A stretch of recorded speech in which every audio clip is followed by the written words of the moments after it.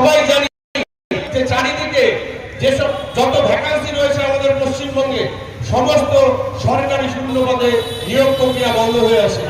আমাদের সংকল্প কি?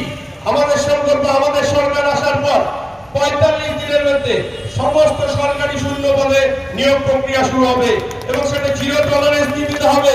১৫-২০ লক্ষ টাকার বিনিময় নয়, মেধার ভিত্তিতে হবে। আজকে আমার ছাত্র সমাজ তারা মেধার ভিত্তিতে যদি না পায়, আজকে বর্তমান যে পরিস্থিতি, ছাত্র সমাজের পড়াশোনার প্রতি একটা অনীহা তৈরি হয়েছে। কেন অনীহা?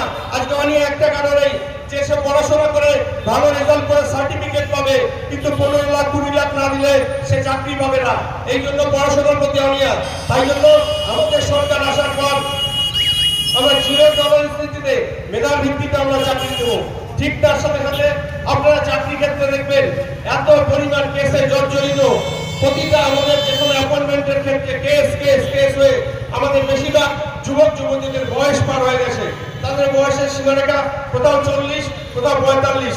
আমরা ডবল ইঞ্জিন সরকারের পরে আমাদের স্বরাষ্ট্রমন্ত্রী বলে দিয়েছেন, যাদের বয়সের সময়সীমা পার হয়ে গেছে আমরা তাকে অতি এক্সট্রা ৫ বছর সময়সীমা দিব, যাতে আপনারা সবাই এটার জন্য অ্যাপ্লিকেশন করতে পারেন। তার সাথে সাথে আমি সমস্ত সরকারি যারা চাকরিজীবী রয়েছে, বিশেষ করে আমি পুলিশকেও বলবো, আপনারা তো অনেক পরিশ্রম করছেন, চাকরিজীবীরা অনেক পরিশ্রম করছেন, কিন্তু কি লাভ? আপনাদের পে কমিশন নেই। আমাদের সরকার আসার পর ৪৫ দিনের মধ্যে ৭ম পে কমিশন সহ আপনাদের সমগ্র মহার্ঘ ভাতা দেওয়া হবে, এটা আমাদের অঙ্গীকার।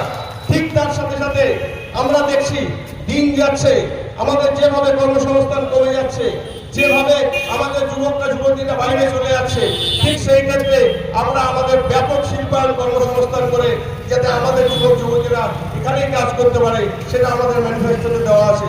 তার সাথে সাথে আপনারা দেখবেন চারিদিকে যেভাবে ড্রাগস ছেয়ে গেছে, মদ খেলে মানুষের নেশা হয় এবং সেই নেশাতে মানুষ চলে ভুলভাল বলে, কিন্তু ড্রাগস এমন একটা মারণ রোগ, সেই ড্রাগসের নেশা করলে মৃত্যু ছাড়া তার কোনো উপায় নেই। আমাদের যুব সমাজ ড্রাগসে চলে যাচ্ছে, প্রশাসন নির্বিকার। তাই আমাদের লক্ষ্য থাকবে নেশামুক্ত সমাজ, ড্রাগস মুক্ত সমাজ। যে সমাজ আমার সুস্থ সবল থাকবে, ড্রাগস বলে কিছু থাকবে না, আমাদের লক্ষ্য সেটা থাকবে। তার সাথে সাথে আমরা অনেক ভান্ডার ভান্ডার ভান্ডার চিৎকার হচ্ছে, বিভিন্ন ভোটে ধমকি দেওয়া হচ্ছে যে যদি আপনারা ভোট না দেন আমরা ভান্ডার বন্ধ করে দেব। আমি ছোট্ট একটা কথা বলতে চাই, যারা এখানে ইসলামপুরবাসী রয়েছেন, কোনো সরকারি প্রকল্প চট করে বন্ধ হয় না। কেন্দ্রে মোদী সরকার, রাজ্যে অন্য দলের সরকার, প্রধানমন্ত্রী আবাস যোজনা এখনো ইসলামপুর শহরে দেখবেন আপনারা প্রচুর প্রধানমন্ত্রী আবাস যোজনার বাড়ি চলছে। তাহলে তো সেখানে বিজেপি সরকার, এখানে অন্য দলের সরকার, তাহলে তো সেটা বন্ধ হতো না। আর তার সাথে সাথে আপনারা ভান্ডার দিচ্ছেন, কার টাকায় দিচ্ছেন? আমাদের জনগণের টাকায়, ট্যাক্সের টাকায় দিচ্ছেন, কেউ তো বাড়ি থেকে এনে দিচ্ছে না।